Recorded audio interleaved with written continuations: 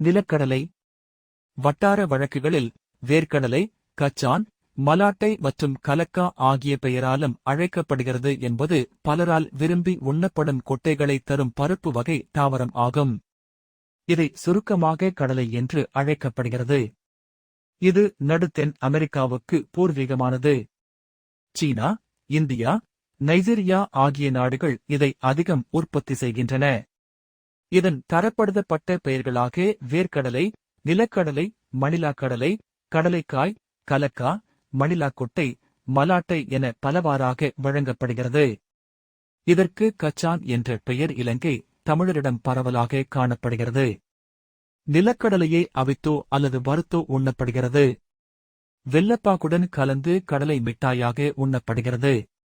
பொடித்து இனிப்புருண்டைகளாக தயாரிக்கப்படுகிறது. கடலை காந்தியடிகளுக்கு பிடித்த உணவாகும். பயன்கள்.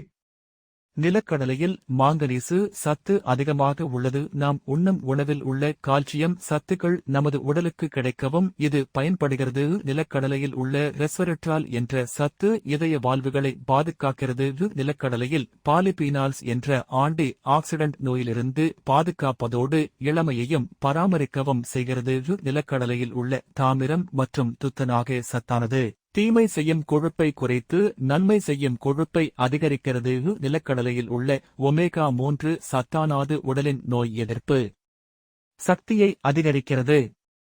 சித்தா மருத்துவ முறையில் இது பித்தத்தை அதிகரிக்கும் குணம் உள்ளது. எனவே அதை சமன் செய்வதற்காக வெல்லத்துடன் சேர்த்து உண்ண வேண்டும். கடலை மிட்டாய் மிகச்சிறந்த உணவு.